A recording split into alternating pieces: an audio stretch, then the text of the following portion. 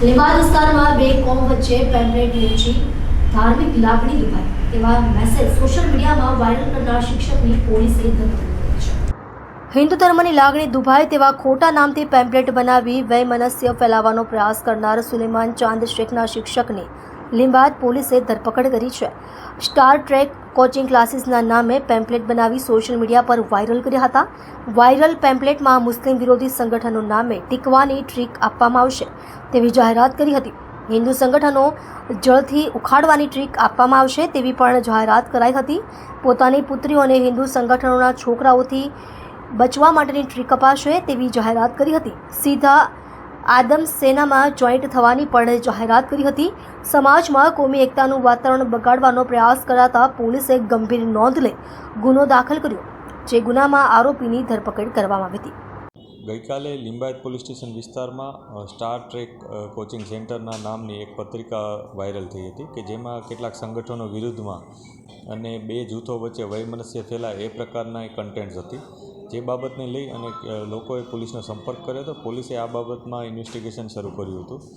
આ દરમિયાન જે સ્ટાર ટ્રેક કોચિંગ સેન્ટરના માલિક છે રઈસ શેખ, એને પણ આ પ્રકારના સંગઠનોએ કોન્ટેક્ટ કર્યો હતો અને એમને પણ જાણવા મળ્યું હતું કે એમના નામથી આ પ્રકારની પત્રિકા વાયરલ થઈ છે। એમણે જ્યારે આમાં ઊંડાણપૂર્વક તપાસ કરી ત્યારે એમને જાણવા મળ્યું હતું કે આમાં અમુક નંબરો છે એમના પર્સનલ નંબર છે કે જે કોચિંગ સેન્ટરમાં એ લોકો કોઈને આપેલા ન હતા। એટલે આમાંથી એમના કોઈ રિલેટિવમાંથી કોઈએ જ અથવા એમના નજીકના કોઈ સંપર્કના વ્યક્તિએ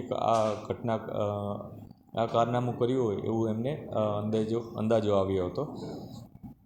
થોડા સમય પહેલાં એમને અને એમના સસરા સાથે અને એમના જે પત્ની છે એમના સાથે કેટલાક ઇસ્યુ થયા હતા, જે બાબતને લઈને અગાઉ પણ કેટલીક બબાલો થઈ હતી એમના વચ્ચે। જે બાબતને લઈને એમને શંકા હતી કે આ ઘટનામાં કદાચ એમના સસરા સામેલ હોઈ શકે। તેઓએ વધુ ઊંડાણપૂર્વક તપાસ કરી હતી અને શકમન તરીકે તેઓના સસરા જ જણાતા હતા। પોતે રઈસ શેખ છે, પોતે કોચિંગ સેન્ટર ચલાવે છે। પોતે 6 થી 10ના સ્ટુડન્ટ્સ છે જે લિંબાયત વિસ્તારમાં રહે છે એ લોકોને કોચિંગ આપે છે, જેમાં મેથ્સ અને સાયન્સ આ બંને સબ્જેક્ટના એ લોકો કોચિંગ આપી રહ્યા છે એ લોકોને। અને પોલીસે પણ આમાં ઇન્વેસ્ટિગેશન જ્યારે શરૂ કર્યું ત્યારે પોલીસને જાણવા મળ્યું હતું કે આ પત્રિકા એકદમ ફેક છે। આમાં જે ભોગ બનનાર છે રઈસ શેખ એનો કોઈ પણ રોલ નથી।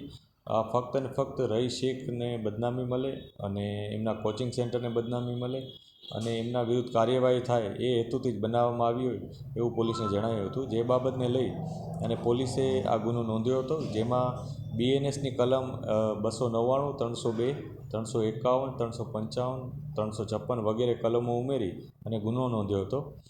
જે આરોપી છે એ રઈસ શેખના સસરા સુલેમાન ચાંદ શેખ છે।